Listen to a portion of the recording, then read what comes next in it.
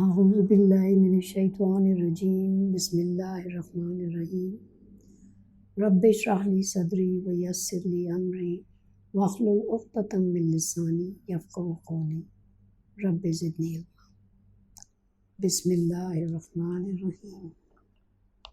This surah was revealed, Surah Al-Baqarah. Today we are going to start with Surah Al-Baqarah. This surah was revealed during the first couple of years after Prophet Muhammad ﷺ migrated from Makkah to Medina in June 622 CE, which was equivalent to the 13th Am Nabawi. Am Nabawi refers to the years after Prophet Muhammad's declaration of prophethood and before his migration to Medina. The years after the migration are known as the Hijri years. The title of the Surah Al-Baqarah, meaning the cow, is derived from a story going back to the time of Prophet Musa ﷺ, that is Moses, Prophet Moses, and illustrates how the people of that time tried to avoid religious obligations. This surah is the longest in the Quran and touches on most of the topics in the Quran and is referred to as the Quran in brief. The audience in Makkah comprised mainly of the Jewish tribes who traditionally enjoyed a kind of spiritual as well as material superiority over the pagan Arabs, the polytheists, because they possess the scriptures and some of the wisdom taught by the prophets. The Jewish rabbis foretold the coming of the final prophet and described him in accurate detail since he was mentioned in their books. But when Prophet Muhammad ﷺ actually appeared and was not one of them, they refused to accept him for reasons of pride and politics.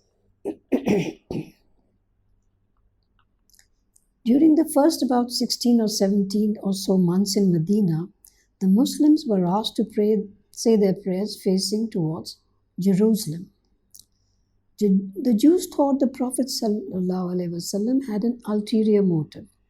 Even though the Prophet yearned to revert to facing the Kaaba in Mecca, he could do nothing on his own. This surah also contains the divine injunction to revert to the original Kaaba, or the focal point of prayer, from Jerusalem to the Kaaba in Mecca. Rules and orders are also given here for pilgrimage, fasting, zakah, divorce, and the drawing up of contracts. The believers are told about the bad effects of gambling, strong drink, and usury. After more than a decade of advice to show patience to their persecutors, the believers are asked to fight a defensive war. This surah also makes a statement about the universality of Islam and ends with a prayer. This whole surah is often recited to avert the bad effects of witchcraft and jinns. Bismillahir-Rahmanir-Rahim. The Quran, I would like to mention here that the Quran is divided into 30 parts. And from here the first part begins. The word for part in Arabic is juz, and in Persian it is separa. So all these three words are used in the different languages. Bismillahir-Rahmanir-Rahim. We had talked about Bismillah-Rahman, this formula, Bismillah-Rahman-Rahim, when we were discussing Surah Al-Fatiha. It means, I begin in the name of God, the most merciful, the ever merciful. We had also mentioned that Rahman and Rahim, the two of the 99 beautiful names of God, Al-Asma'ul Husna, are God's favorite names because they express mercy and love. Alif, Lam, Mim. Alif, Lam, Mim are three of the alphabets of the Arabic language, and in the Quran we find interspersed, in certain surahs we find that 14 consonants of the Arabic alphabet, written either singly or in different combinations of 2 to 5, are found at the beginning of about a fourth of the Quranic surahs. They are also known as the Al-Muqatta'at, which means separate, disjointed, or mystic letters. They are written without vowels. They do not form any recognizable word. They are said to be a mystic message to the Prophet ﷺ from his Lord. ذَلِكَ الْكِتَابُ لَا رَيْبَ فِيهِ هُدًى لِلْمُتَّقِينَ. This is the book in which there is no doubt, being the guidance for the God-conscious. Now here the most important word in this ayah is muttaqeen. This is the plural of muttaqi, which has been translated as God-conscious, fearfully conscious of God. And in many translations you will find that for taqwa, the word fear is often used. And another way of explaining it is that the muttaqi is somebody who loves God so much that he is afraid of annoying him. So this book has all the facts, and there is nothing that can be doubted. And what does it contain? It contains guidance for the pious, for the God-conscious. Now we have to see who are the God-conscious and what are their attributes. The God-conscious are those allazina yu'minuna bil ghaibi wa yuqimuna as-salata wa mimma razaqnahum yunfiqun. They are those who believe in the ghaib. Ghaib is something that is unseen. Unseen is a definition which is often used for ghaib, but it actually means all those things which cannot be accessed by our five senses. For example, what is the greatest unseen? The greatest fact which is unseen is about God. And even though we cannot access God through our five senses, we still believe in Him because we believe in the ghaib. So they believe in the one God. Then they yuqimuna salata, they establish prayer. Whenever the word salat, that is prayer, is mentioned in the Quran, you are never told just to say your prayers. You're always asked to establish prayer, which means that prayers have to be said with all the rules and regulations that are attached to it. For example, there are the rules of cleanliness and purification. Then there is the rule of the qibla, that is the focal point towards which you have to face, no matter where on the earth you are saying your prayers. And also that you yourself should be clean, and the place where you are praying should also be clean. So all these things, the time of the prayer is also very important, because the Muslims have been asked to say their prayers. It has been written down for them to say their prayers according to the time fixed for it. So yuqimuna salata wa mimma razaqnahum yunfiqun. And of that which we have given them, they spend. So what is the meaning of spending? Sometimes I wonder if the Muslims have misunderstood this word mentioned in the Quran, because they overspend on themselves. They spend on luxuries, they spend on anything they want to spend on, lavish wedding ceremonies and so on and so forth. But actually, what is meant here is that they have to spend on those who have a right on their wealth. Then later on we'll discuss who are those people who have a right on their wealth. Then there are some more qualities of the pious. وَالَّذِينَ يُؤْمِنُونَ بِمَا أُنزِلَ إِلَيْكَ وَمَا أُنزِلَ مِنْ قَبْلِكَ. And those who believe in that which was revealed to you, إِلَيْكَ. Whenever this ka is mentioned, mostly, when the majority of the cases, it is addressing the Prophet sallallahu alaihi wasallam, because as you know, the whole Quran is addressed to him. So those who believe in that which was revealed to you, bima unzila ilayka, and that wama unzila min qablik, and that which was revealed to those before you. Now there is no mention here of anything that was revealed to those who will come after you. So this is one of the points which can be taken as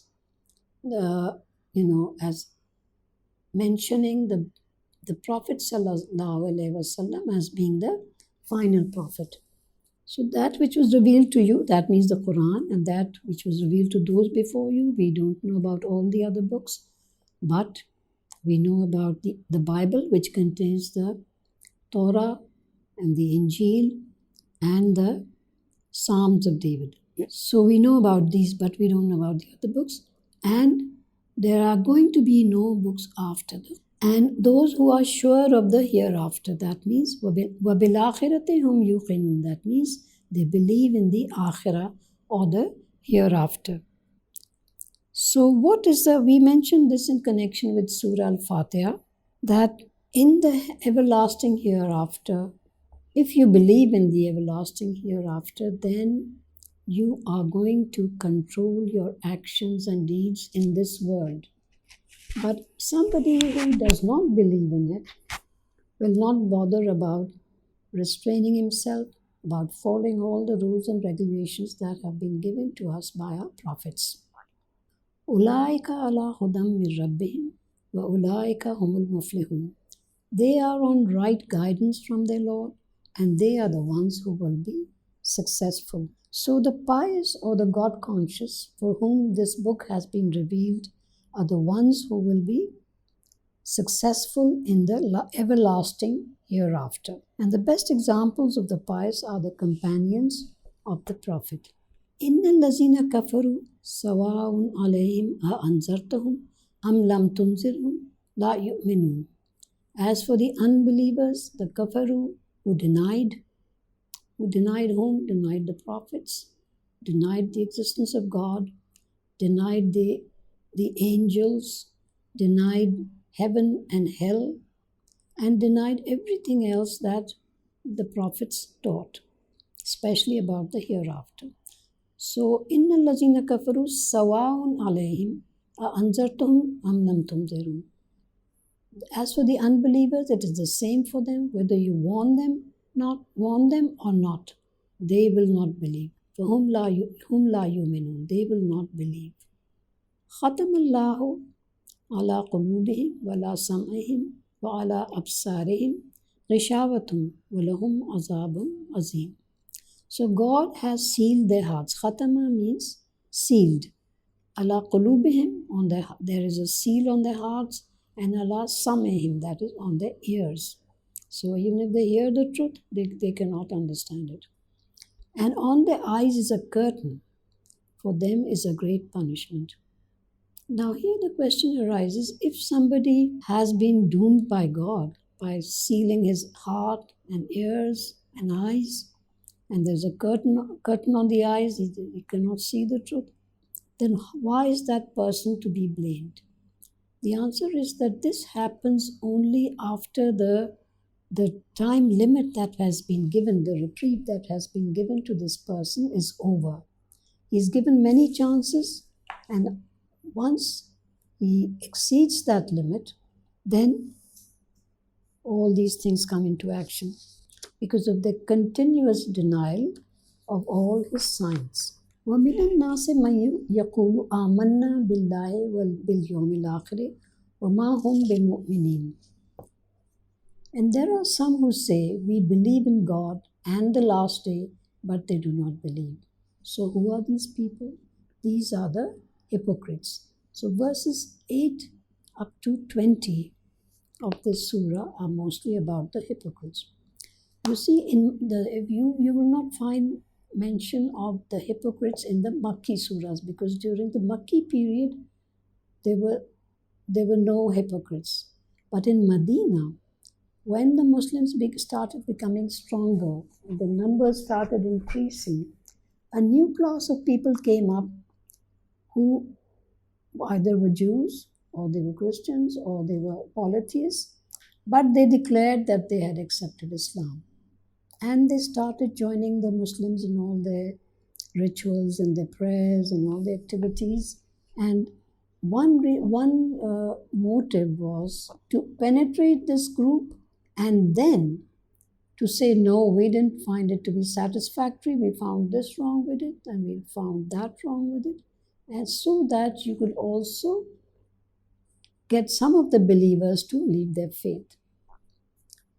So this was a ploy that they had employed. They called themselves Muslims, but they were not really Muslims, but they do not believe. يُخَادِعُونَ اللَّهَ وَالَّذِينَ آمَنُوا وَمَا يَخْدَعُونَ إِلَّا أَنفُسَهُمْ وَمَا يَشْعُرُونَ. They want to deceive God and the believers, but they are deceiving none but themselves, and they do not know it. I remember reading that sometimes these hypocrites would come to the congregation of prayers and they would bring their little statues, that their idols that they were worshipping, and put them under their arms.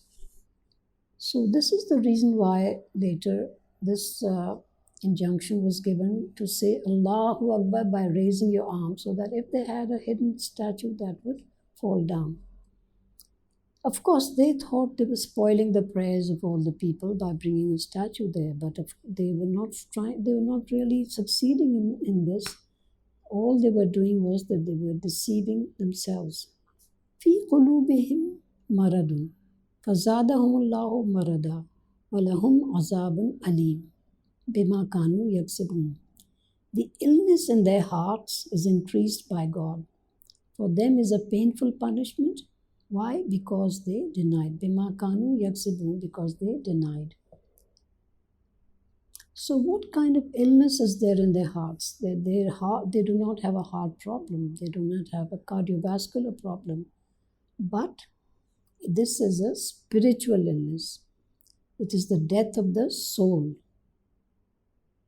And when that time limit has passed, it has elapsed, then God puts a seal on their hearts and increases their illness, their spiritual illness. وَإِذَا قِيلَ لَهُمْ لَا تُفْسِدُوا فِي الْأَرْضِ قَالُوا إِنَّمَا نَحْنُ مُصْلِحُونَ. And when it is said to them, do not spread disorder in the land, they say, indeed, we are the peacemakers. Or we are those who put everything right. But this was just a hypocritical statement that they used to make. Allah innahum humul mufsiduna walakin la yashurun. Be warned, they are the troublemakers, but they do not realize.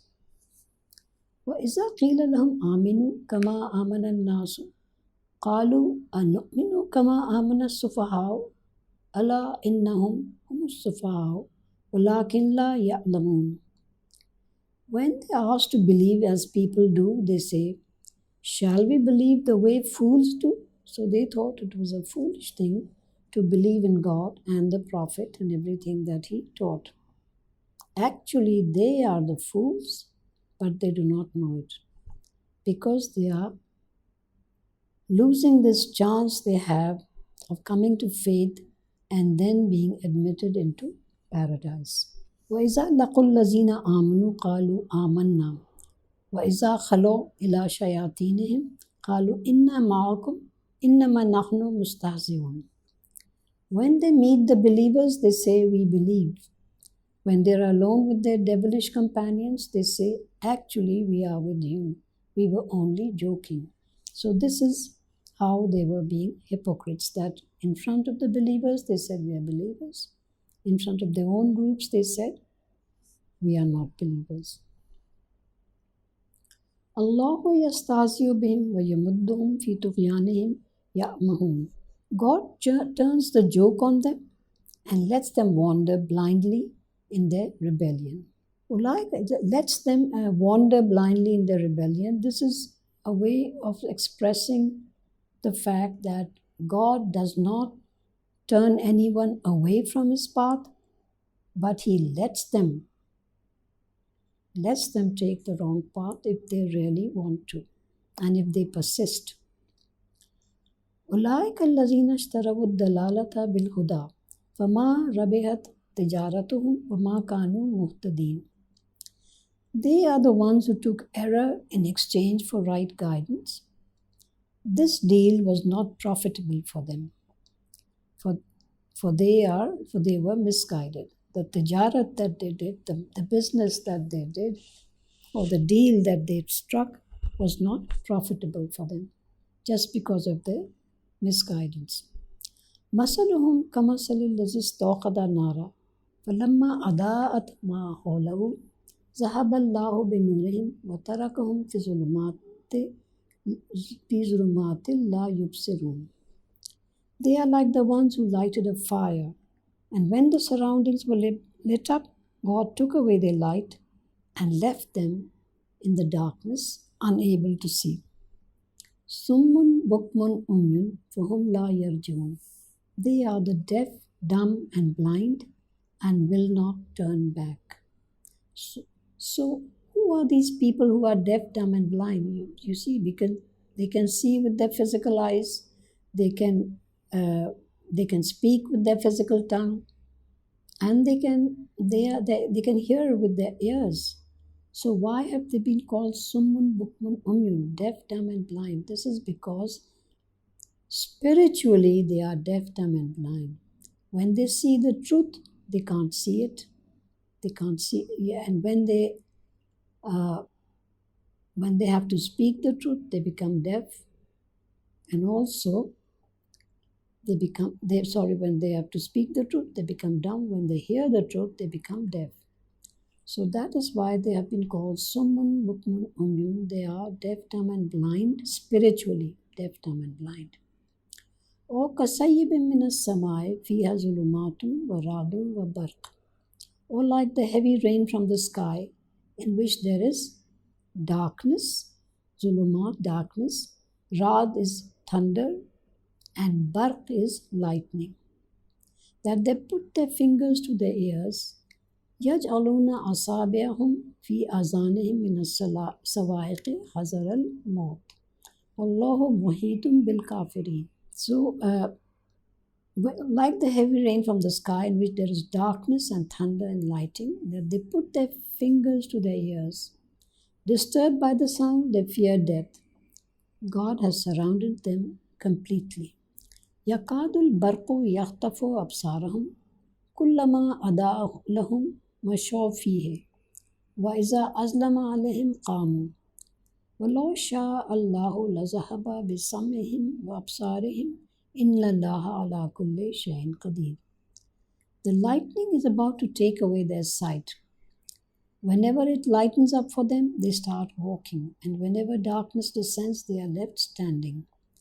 If God wishes, He can take away their hearing and their sight, for God has power over everything. So all they can see is mostly they can see just darkness. And the light is so bright that it almost takes away their sight. So no matter what happens, they are in the dark. Now we've just finished one ruku of Surah Al-Baqarah. I'd like to explain that the ruku, if you buy a Quran published in some Arab country, you will not find any ruku in it. And I used to think that the scholars of the Indian subcontinent had introduced this, but then I discovered that it was the scholars of Bukhara and Samarkand who had introduced this, and they had done it to divide the Quran and divide the long surahs, etc., to make it easy, especially for the Taraweeh prayers. The closest thing that the word we can use in English for a ruku is a paragraph. So this has been divided into paragraphs. Ya ayyuhan nasu ubudu rabbakum allazi khalaqakum wallazina min qablikum la'allakum tattaqun. O people. Now you see, we had mentioned earlier in the introduction to the Quran that the Quran talks about, addresses Yeah, addresses the believers by saying, Ya ayyuhallazina amanu, O believers. But at the same time, it says, Ya ayyuhan nas, as in this verse 21. Ya ayyuhan nas means, O people, O mankind, O human beings. Ya ayyuhan nasu budu rabbakumul lazi khalaqakum. That is, worship your Lord. O people, worship your Lord who has created you. Wallazina min qablikum, as well as those before you. La'allakum tattaqun, so that you may become God conscious. So when you start worshipping your Lord, then you gradually, as time passes, you become more and more conscious of God. Tattaqun, again that same word, you acquire taqwa. That is, you become God conscious, or you start loving God, or you become pious. All these words can be used here. الذي جعل لكم الأرض فراشا والسماء بناء وأنزل من السماء ماء فأخرج به من ثمرات رزقا لكم.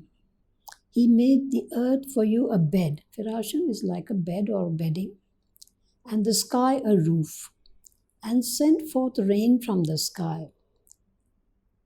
Anzala minas samai man, that means sent water or rain from the sky, which helped to grow fruit for you. فَأَخْرَجَ بِهِ مِنَ الثَّمَرَاتِ رِزْقًا لَكُمْ, so that you could consume that fruit or whatever harvest that you were growing. فَلَا تَجْعَلُوا لِلَّهِ أَنْدَادًا وَأَنْتُمْ تَعْلَمُونَ. So do not appoint for him competitors knowingly. Andad means someone who is an opponent or is an equal or is a partner.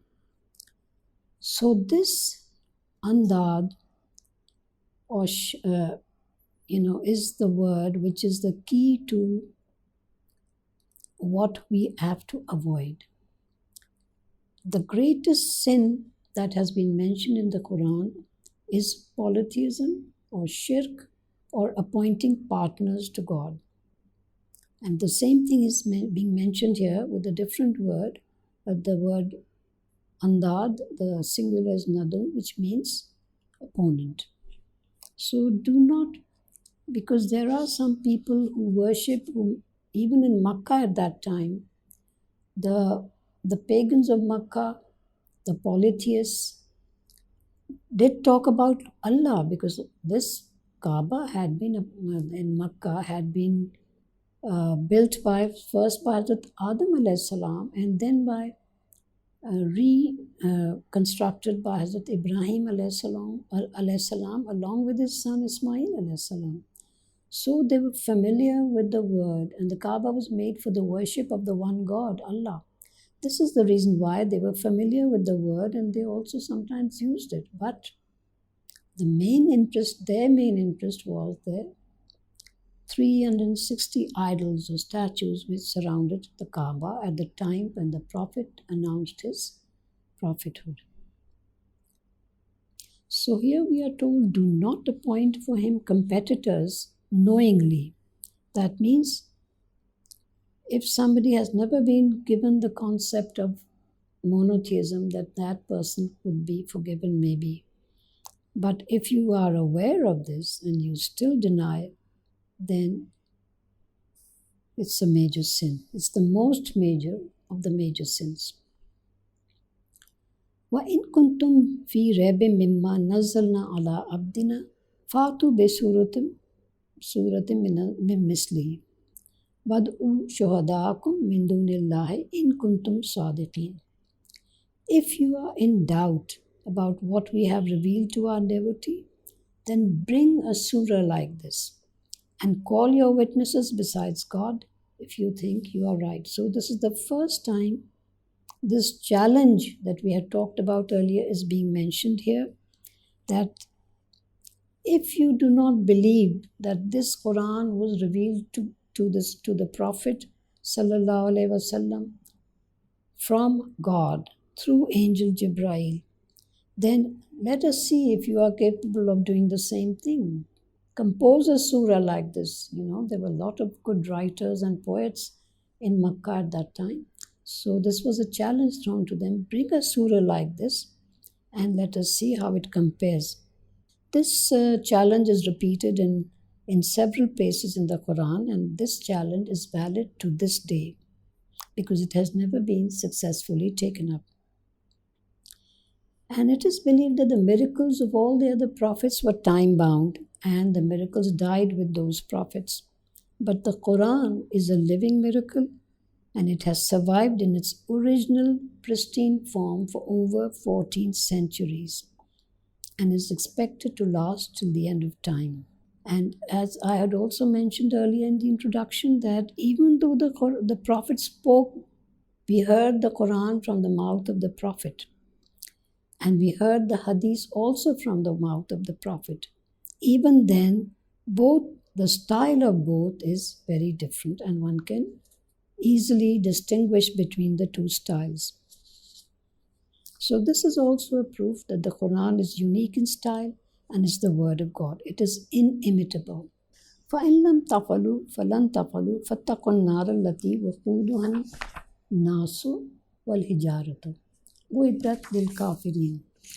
And if you are unable to do it, unable to do what? To produce a verse like this. Not even a full surah, okay, just bring a few verses. And if you're unable to do it, and you will never be able to do it, then fear the fire whose fuel is made up of humans and rocks, prepared for the unbelievers. Why are the rocks going to be put into hell? I think it means that the idols that the idol worshippers carved out with their own hands were made of rocks quite often, and they carved them out themselves and turned them into their deities and then started worshipping them. They will also be thrown into the fire of hell. وبشر الذين آمنوا وعملوا الصالحات أن لهم جنات تجري من تحتها الأنهار كلما رزقوا منها من ثمرة رزقا قالوا هذا الذي رزقنا من قبل وأوتوا به متشابها ولهم فيها أزواج مطهرة وهم فيها خالدون. وبشر الذين, bushra is good news. So give good news to those who believe. الذين آمنوا, good news to those who believe. وعملوا الصالحات, and who also do good works. The deeds are also good. That for them are gardens with jannatun tajri min tahtiha al-anhar. Jannat means gardens. Gardens, there are gardens for them with rivers flowing by. And whenever they will be served any fruit from them, in Jannah, they will say, this resembles what we were given before. That means they will resemble the fruit of the earth, but it will be very different in taste and its qualities, and it will never go bad. So they will be perfect, just like everything else about Jannah. Everything will be perfect. This resembles what we were given before. وَأُوتُوا بِهِ مُتَشَابِهًا وَلَهُمْ فِيهَا أَزْوَاجٌ مُطَهَّرَةٌ وَهُمْ فِيهَا خَالِدُونَ. And for them will be pure companions, and they will live there forever. This is a short description of Jannah, and throughout the Quran we will be coming across the descriptions of Jannah.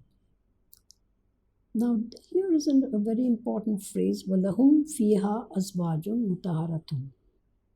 And for them will be pure companions. This translation says, but many translations you will find, they say, for them there will be pure wives or pure women. Now actually, Zawj, Azwaj is the plural of Zawj. Zawj means one of a pair. So this does not have any gender. Even a pair of socks can be, the same word can be used for a pair of socks. So وَلَهُمْ فِيهَا أَزْوَاجٌ مُطَهَّرَةٌ actually means for them in it, that is in Jannah, will be pure companions. وَهُمْ فِيهَا خَالِدُونَ, and they will live there forever, because the Jannah, the next life, will be eternal. There will be no death in the next life. إِنَّ اللَّهَ لَا يَسْتَحْيِي أَنْ يَضْرِبَ مَثَلًا مَا بَعُوضَةً فَمَا فَوْقَهَا فَأَمَّا الَّذِينَ آمَنُوا فَيَعْلَمُونَ أَنَّهُ الْحَقُّ مِنْ رَبِّهِمْ وَأَمَّا الَّذِينَ كَفَرُوا فَيَقُولُونَ مَاذَا أَرَادَ اللَّهُ بِهَذَا مَثَلًا يُضِلُّ بِهِ كَثِيرًا وَيَهْدِي بِهِ كَثِيرًا وَمَا يُضِلُّ بِهِ إِلَّا الْفَاسِقِينَ. God does not shy away from giving the example of a mosquito or something more humble. And those who believe know that this is the truth from their Lord. Because sometimes, like for example, there is the verse which is called the ants. So when the unbelievers came across such things, they would make fun of it. So here God says, God does not shy away from giving the example of a mosquito or something even more humble. And those who believe know that this is the truth from their Lord. Those who do not believe say, what does God intend by this likeness? He misguides many by it, and he guides many by it, but he misguides none but the transgressors. Again, this point is made clear that God does not misguide anyone. It is the transgressors who exceed their time limit who can then be misguided.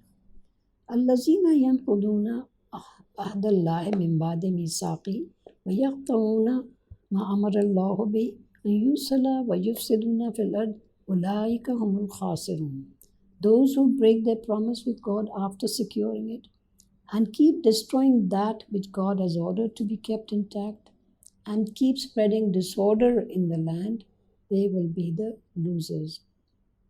So, who are the people who break their promise to God, and when did these people make a promise? One promise is whenever a person enters a faith, he has to recite certain words. For example, when a person becomes a Muslim, he recites either the Shahada or he says La ilaha illallah Muhammadur Rasulullah. When somebody recites this becomes a promise, it becomes an oath that now I believe that there is only one God, there's no other God but Allah, and that Muhammad or whichever prophet they are believing in, he is the prophet of God. So this becomes a promise which you have to fulfill during your lifetime. So when somebody first makes a promise and then breaks it by leaving that faith, and keep destroying that which God has ordered to be kept intact and keep spreading disorder in the land, they will be the losers. All these unbelievers and hypocrites and all these people were always scheming against the faith, against the Prophet and his followers, they will be the losers. كيف تكفرون بالله وكنتم أمواتا فأحياكم ثم يميتكم ثم يحييكم ثم إليه ترجعون. How can you disbelieve in God when you were lifeless and He gave you life? Then He will cause you to die, and then He will raise you again, and then to Him is your return. So how many lives and deaths are we talking about? You were lifeless and He gave you life. Before our birth, we were nothing. And then we were born as a child and He gave us life. Then He will cause you to die. That will be our first death in this world. And then He will raise you again. On the day of resurrection, all those people who had come to this world and they had died here, they will be raised once again. And then to Him is your return. And then everyone will have to return to God and face your judgment. So before you are raised again, for example, a person dies today and maybe the day of resurrection comes, thousands of years later. So where does this person, his body is supposed to have been decayed? So where is the soul? The soul is in limbo or in barzakh, which is the life of the grave. And it is said that those who are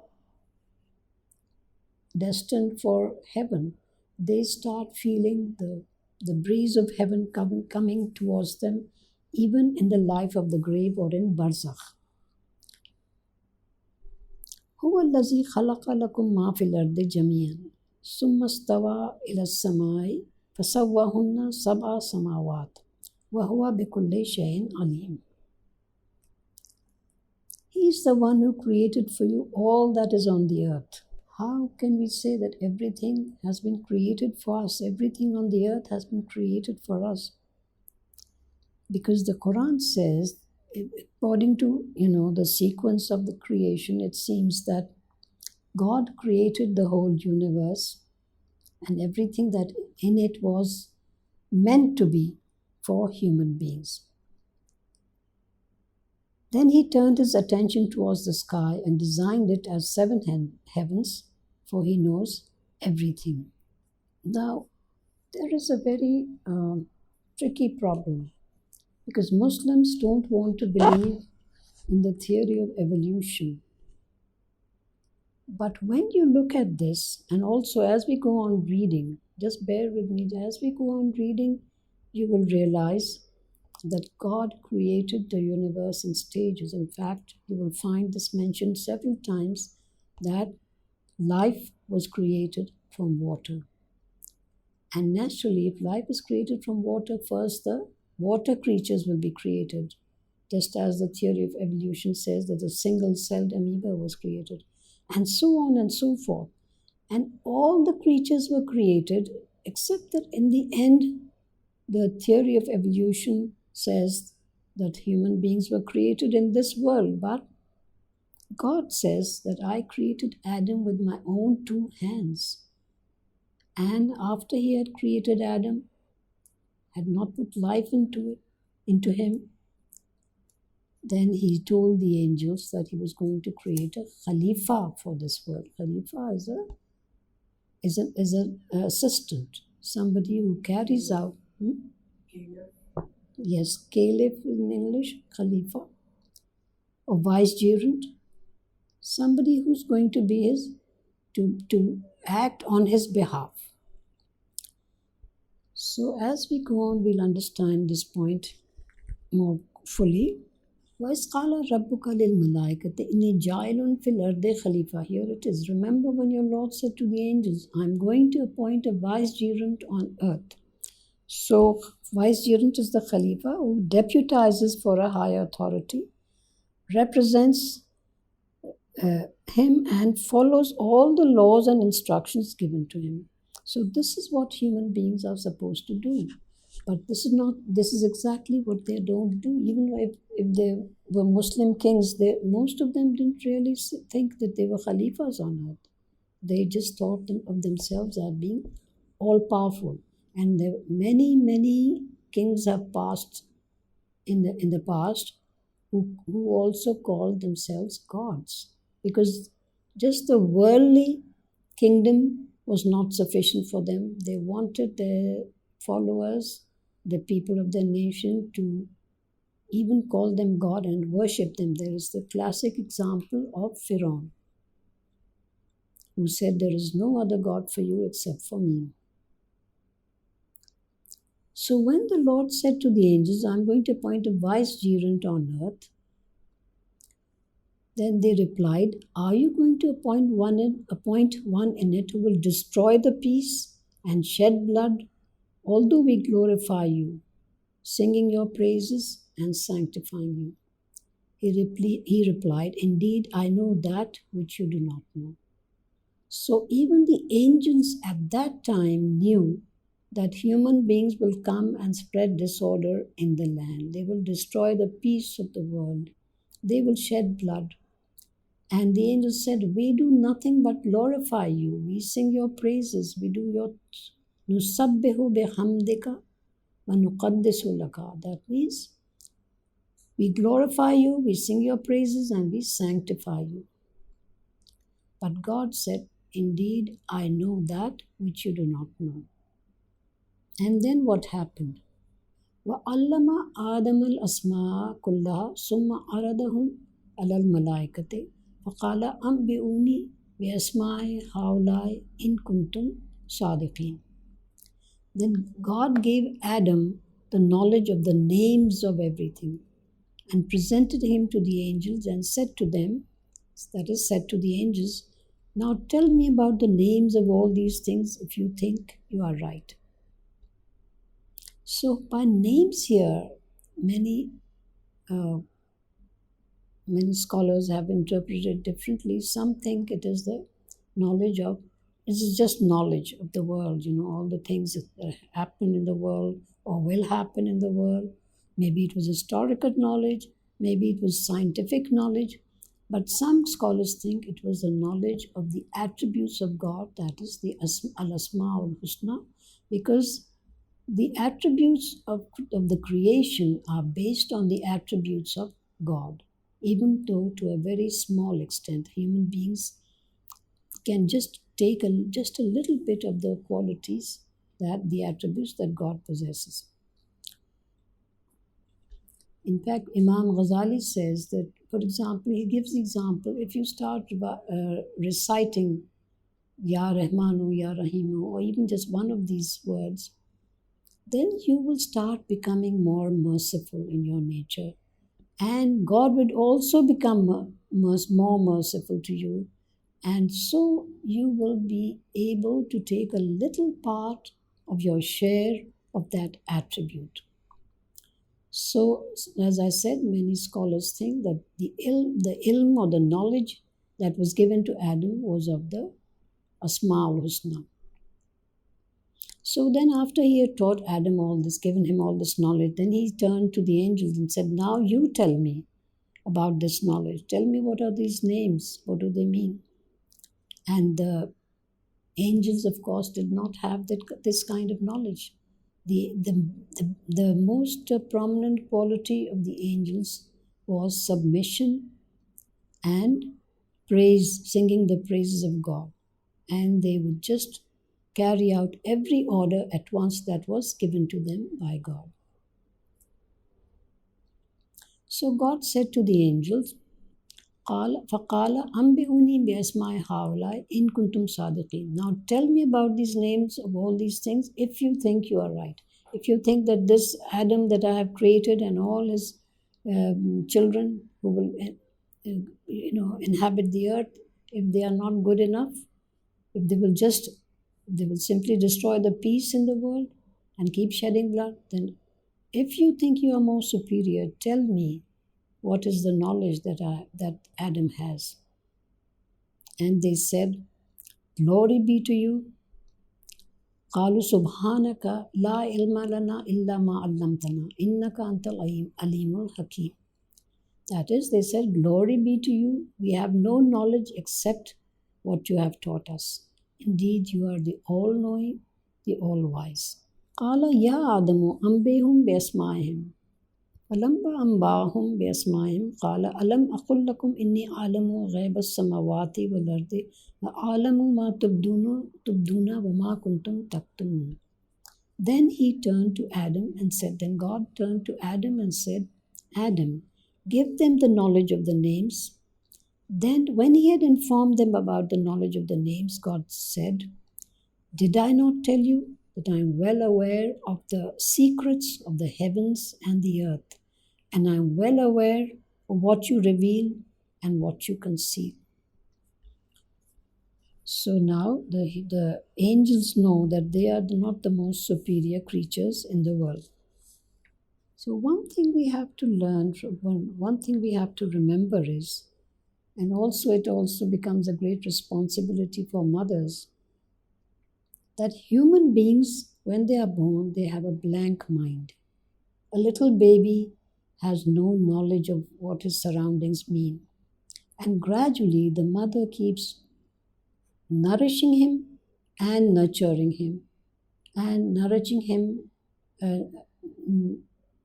nourishing him both physically, mentally, and spiritually.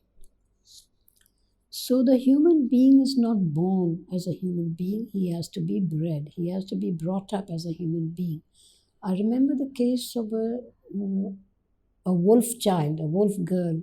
This was a case study in one of the psychology books, in which it was, related. This was a real historical fact that the Britishers at the time of the British rule, they were very fond of hunting. And Once they saw a pack of wolves, and among them was a creature who looked absolutely different. So they got hold of it, and when they brought that creature and studied it, they found it was a young girl. And that girl had somehow been picked up by the wolves, and they had not harmed her, they had brought her up as a wolf. So this child could not speak any language at all. This child was walking on all its fours. She couldn't even stand up straight like a human being. Her hair had never been combed or washed. She had unkempt hair. Her nails had never been cut. So you see, this showed that how important it is for the mother, especially. Of course, both parents bring up the child, but since the mother spends most of her time mainly with the child, normally, then she has a great responsibility to give him all the right values and habits, etc., etc. Now, we were talking about the names, the beautiful names of God, the Asma al Husna. So, we said that the attributes of the creation are based on the attributes of the Creator. Therefore, acquiring knowledge about these names will equip one to understand the working of the whole universe, of the whole creation. It also means that human beings have been given the potential for acquiring endless knowledge, both of the material as well as the spiritual kind. The practice of acquiring spiritual knowledge can take individual to great spiritual heights. They can go so high, as shown by God, that even the angels would then have to bow to them. وَإِذْ قُلْنَا لِلْمَلَائِكَةِ اسْجُدُوا لِآدَمَ فَسَجَدُوا إِلَّا إِبْلِيسَ أَبَى وَاسْتَكْبَرَ وَكَانَ مِنَ الْكَافِرِينَ. Then we asked the angels to perform sajda to Adam. They at once fell prostrate, all except Iblis. He refused and was arrogant and became one of the disbelievers. So, after establishing the superiority of the potential of Adam, God asked the angels to perform sajda to Adam. So now the angels were convinced about his superiority, and also they were used to following God's orders. They were very obedient. So they at once fell prostrate, all except Iblis. Now, who is Iblis? What kind of an angel is he? It is said that Iblis is Shaitan, Satan, and he was keeping company with the angels because he had done so much of devotional, ritualistic worship that he had acquired this level that of high spirituality that he was now placed with the angels. But he had this quality of takabbur. Abba was takbara. That means he refused and he was arrogant. So he was vain and proud and arrogant, and he said later on we will see what excuse he gives for himself. But at that time, just by refusing God's order to bow down to this human being, first human being, this person, he was a jinn. We also know that the shayateen or the shaitan are jinnat. And he became he was the first disbeliever. وَقُلْنَا يَا آدَمُ اسْكُنْ أَنْتَ وَزَوْجُكَ الْجَنَّةَ وَكُلَا مِنْهَا رَغَدًا حَيْثُ شِئْتُمَا وَلَا تَقْرَبَا هَٰذِهِ الشَّجَرَةَ فَتَكُونَا مِنَ الظَّالِمِينَ. We said, Adam, live in this garden, you and your spouse. So by that time, Adam's spouse had also been created. And eat your fill from wherever you like. So they were free to roam around in the whole of paradise, heaven, and eat anything they wanted from whichever plant or tree that they wanted, but except for one tree, except do not go close to this tree, otherwise you will both become transgressors. هذه الشجرة. Now we don't know exactly, we don't find this anywhere as to what plant or fruit or, what was this tree all about, what was growing on this tree. But God said, just don't touch this tree. Otherwise, you are free to have anything you like. فأزلهما الشيطان عنها فأخرجهما مما كانا فيه وقلنا اهبطوا بعضكم لبعض عدو ولكم في الأرض مستقر ومتاع إلى حين. Then Satan or Shaitan made them slip. The word used in the Quran for this, we say, mistake, it's also called the sin, but the Quran does not call it a sin, of disobedience that was performed by Adam and his wife. فَأَزَلَّهُمَا الشَّيْطَانُ. Shaitan made them slip. Slipping is like you're going on the sidewalk and there's a banana peel lying there and you just happen not to look at it and you slip on it. That means you didn't intend to do that act. So by mistake, they slipped because of it. And Shaitan had them evicted from where they were. So it was the Shaitan had this, since he had been evicted from heaven, he also got them evicted. He was jealous. And then God said to them, get down from here. You will be each other's enemy. For you, the earth is a place to stay and enjoy for a limited time.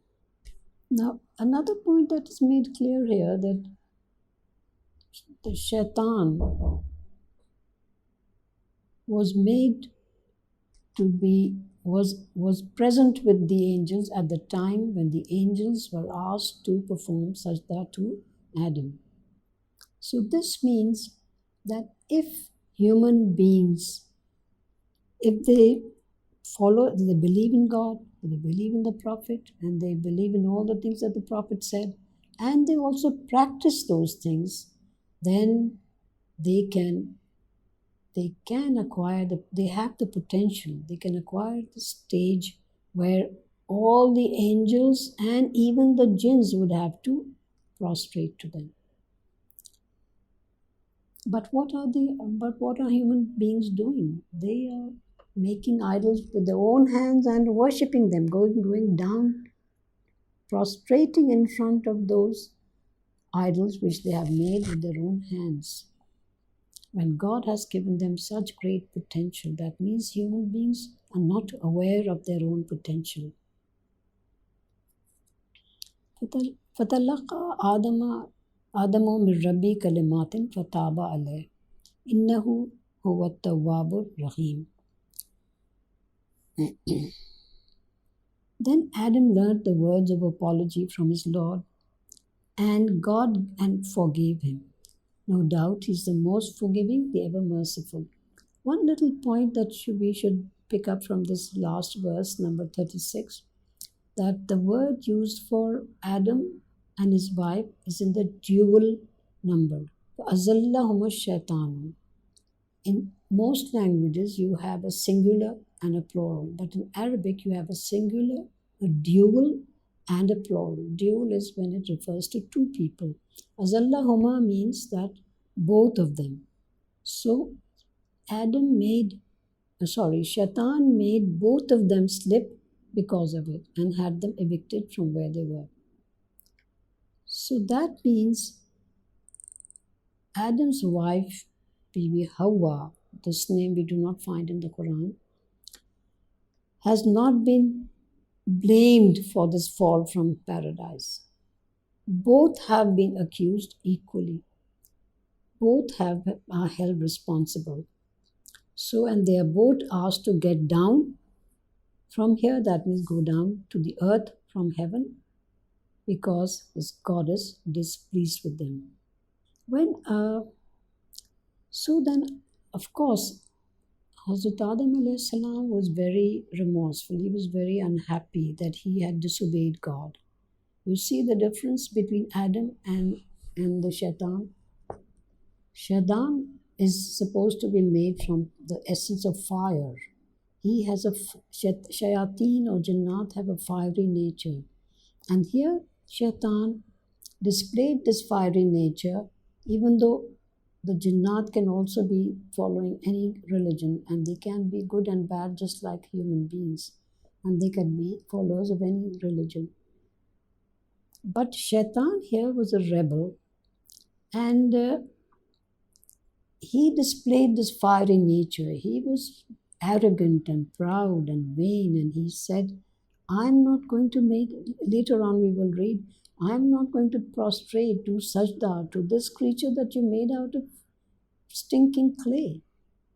There are several names used for the kind of clay that was used, and he also calls it the rotting clay. Because if you have been to a potter's workshop, you will find that the potter first mixes the clay in water, makes it wet, and leaves it for some time, and then it starts stinking, and then it's ready to be used.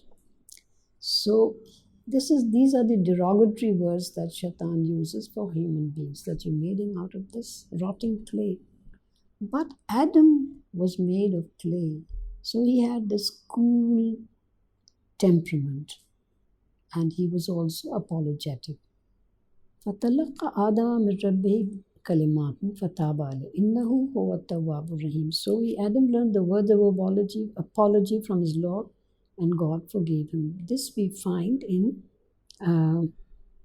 Surah Al-Araf, verse number 23. Then God said, but Adam could not apologize at once because he didn't know how to do it, because this was the first experience in which somebody had to apologize, say sorry, and he didn't know how to go about it. So after a long time, he was taught the words, or he thought of the words. قُلْنَا اهْبِطُوا مِنْهَا جَمِيعًا فَإِمَّا يَأْتِيَنَّكُم مِّنِّي هُدًى فَمَن تَبِعَ هُدَايَ فَلَا خَوْفٌ عَلَيْهِمْ وَلَا هُمْ يَحْزَنُونَ. We said, get down from here, all of you. If you receive a message from me, whoever follows my guidance will neither have fear nor regret. Now, earlier on in verse 36, we had read, وَقُلْنَا اهْبِطُوا بَعْضُكُمْ لِبَعْضٍ عَدُوٌّ. That means, we said, get down from here, you will be each other's enemy. Now, whose enemy is who? It means all human beings. It can also mean this, that all human beings will have some kind of enmity with each other, and they'll have all these jealousies and enmities. Or the jinnat will be enemies of the human beings, or men and women will be sometimes enemies of human beings. And this is how they will have to they will have to learn to resolve their differences. And then they were told, get down from here, all of you, if you receive a message from me. Who's going to bring the message? Now, Adam alayhi salam, Prophet Adam, is the first human being as well as the first prophet. And he's going to get some message from God. And gradually this message is going to come in installments with all the 124,000 prophets that we talked about earlier. And whoever follows my guidance will neither have fear nor regret. La khawfun alayhim wa la hum yahzanun. Khawf is fear about something that's going to happen in the future. Those people who are told that now they will be taken to hell, they will be thrown into hell, will have fear of the fire that is in front of them. But these people who follow God's messages and His guidance will neither have fear, neither will they have any regret. Regret is about something that happened in the past. I wish I had not done such and such. I wish I had been more vigilant. I wish I had been more active. I wish I had understood. Wish I had been more responsible. All these regrets. But for those people who believe in God and who try to follow the path taught by the prophets, for them on the last day there will be no regrets. وَالَّذِينَ كَفَرُوا وَكَذَّبُوا بِآيَاتِنَا أُولَٰئِكَ أَصْحَابُ النَّارِ هُمْ فِيهَا خَالِدُونَ. As for those who become unbelievers and deny our signs, these are the people of the fire, and they will live in it forever. So those who become unbelievers and deny our signs. What are the signs? Many things have been called the signs of God in the Quran. The word for signs in Arabic is ayat. Ayah is singular and ayat is the plural. So those people who deny our signs, the first thing is the verses of the Quran are called the ayats of God in the Quran because they contain the signs of God. They tell us about God and all the things connected with the faith. So these are the signs of God. Then the prophets also are a sign of God. They have been sent by God with some guidance. Then the books that are given to the prophets, that are revealed to them, are also signs of God. Then all the things that the prophets taught us, they are all they are also signs of God. And besides that, the things which we can see with our physical eyes, they are not ghaib, they are not hidden things. Things which we can see our eyes in nature, these are also signs of God. You pick up a little seed like that and you plant it in the sand, in the earth, and just give it a little bit of moisture and light, and then it starts growing. And then as you watch it, it grows and grows and it becomes a huge tree. So this is also a sign of nature. Then how does God preserve water in the sky? Water is something which is so soft and it's so light, seemingly light. But if you want to lift up a bucket of water, it's not easy. And how does this water remain preserved in the sky, in the air, in light clouds? All these are signs of nature. And wherever there is need for rain, the clouds travel there and they rain on that place and bring forth God's other signs, how from a dead earth, how plants start growing on their own. All these are signs of nature. So those people who deny God's signs, they are the people of the fire and they will live in it forever. Here we come to the third ruku, which we were going to do today. And I think we have come to the end of our time. Inshallah, next time we will carry on from here. And before that, let us do a little small prayer. أعوذ بالله من الشيطان الرجيم بسم الله الرحمن الرحيم ربنا آتنا في الدنيا حسنة وفي الآخرة حسنة وقنا عذاب النار وأدخلنا الجنة مع الأبرار يا عزيز يا غفار يا رب العالمين برحمتك يا أرحم الراحمين آمين ثم آمين. This ayat or part of it that I just recited is from the Quran. Half of it is from the Quran and half of it has been added by some scholars. And the first half says, Rabbana atina fid dunya hasanatan wa fil akhirati hasanatan wa qina azaban nar. That means, O Lord, O our Lord, give us the best in this world and the best in the hereafter, and save us from the fire of hell. So we are not, in this religion, Islam, we are not asked to leave this world in order to gain a spiritual position in the hereafter. We have to gain our position by living in this world to its fullest, according to the rules handed down to us by the prophets, and we're earning that spiritual station from this world. This is sort of the essence of this faith. Rabbana atina fid dunya hasanatan wa fil akhirati hasanatan wa qina azaban nar. All that we are doing is for one purpose, and that is to protect ourselves from the fire of hell. Ameen summa ameen. Thank you everyone for joining, and inshallah we'll see you again next week. Allah Hafiz.